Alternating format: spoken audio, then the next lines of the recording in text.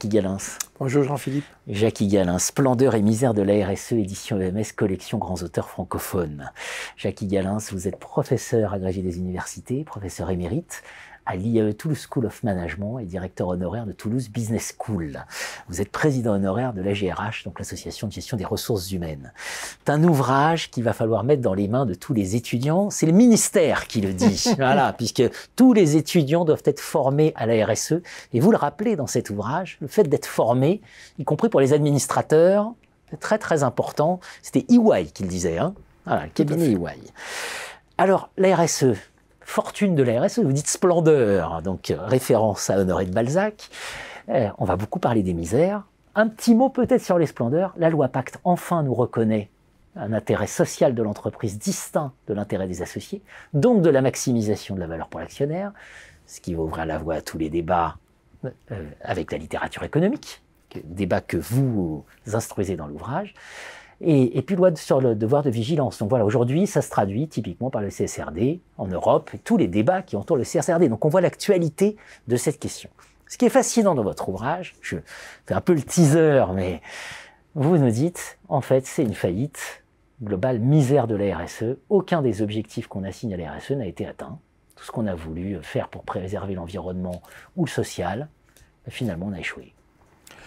Oui, alors, échec total, Jean-Philippe, c'est pas exactement ainsi que je l'ai dit. C'est-à-dire que les problèmes que la RSE était censée résoudre n'ont pas été résolus et souvent on se rend compte que les difficultés ont marché à pas rapides alors que la RSE apporte des solutions à pas très lents. Et donc l'écart augmente toujours entre les objectifs qu'on s'est fixés et puis la réalité. Alors je prends effectivement des exemples dans l'ouvrage et je dis on s'est souvent appuyé sur des théories économiques qui ont faussé un peu le jugement. Et je montre par exemple que les modèles sous-jacents de RSE sont des modèles sur lesquels évidemment on a un rapport au temps, on a un rapport à l'espace, on a un rapport aussi à la conception de l'homme qui sont en fait des conceptions issues de la théorie économique. Et ça ne marche pas. Alors là, pour le coup, on peut dire que ça ne marche pas. Alors, si on veut reprendre rapidement chacun de ces trois domaines, le rapport au temps. Eh bien, la plupart du temps, on raisonne dans nos modèles économiques, et la gestion n'est pas à l'abri non plus, hein, on raisonne toujours sur du court ou du moyen terme. Mais en réalité, on se rend compte que beaucoup des problématiques de RSE dépassent ce cadre temporel. Quand on parle des problèmes écologiques, quand on parle d'un certain nombre de problèmes sociétaux, on est sur du temps long. Et le temps long, on n'arrive pas du tout à le prendre en compte. Lorsqu'on calcule des rentabilités, on le fait sur des périodes. Alors, bien sûr, il y a l'actualisation. Tous les professeurs de gestion enseignent l'actualisation, mais on sait tous que l'actualisation, dans ses fonctionnements même, revient à minimiser énormément ce qui est impact à très long terme sur la vie de la société. Donc ça, c'est le problème du rapport au temps. On a aussi des problèmes de rapport à l'espace, parce que finalement, je crois que certains le diraient mieux que moi, mais la biosphère n'est jamais prise en compte.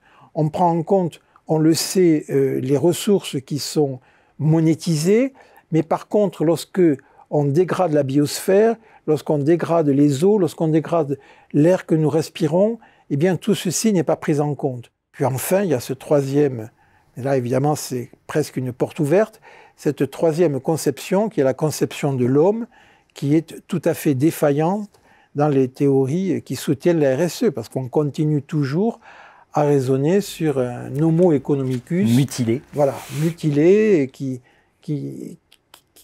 travaille toujours avec un niveau de connaissance de ces phénomènes de RSE qui est très limité, qui est censé, dans les théories économiques, être mu quasi exclusivement par l'appât du gain.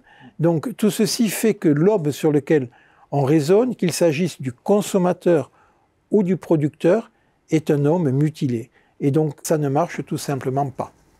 Alors je ne vais pas déflorer l'intrigue de l'ouvrage parce que vous avez des propositions très fortes dans cet ouvrage. On laissera le lecteur le découvrir. Ça tourne autour du droit. Voilà, je fais un petit teaser.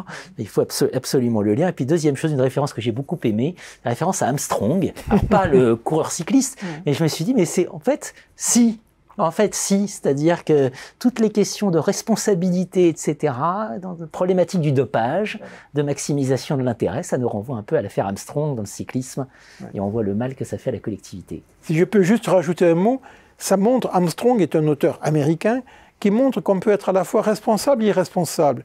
Ce qui va à l'encontre d'une certaine conception de la mesure, des métriques, qui essayent de globaliser souvent le comportement de l'entreprise dans une seule note ou dans une note sur chacune des facettes de la RSE, une note environnementale, sociale, sociétale.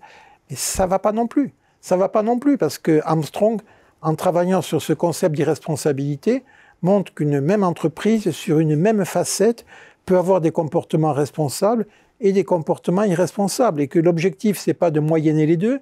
L'objectif, avant tout, c'est le principe grec, c'est avant tout ne pas nuire. Primum non nocere. Et donc, avant tout, ne plus être irresponsable. Et donc ça, c'est l'exigence en soi qui nécessite effectivement le confort du droit. Splendeur et misère de la RSE, ouvrage majeur, voilà, à mettre dans toutes les mains. C'est le ministère qui le dit. Merci Jackie Gallens.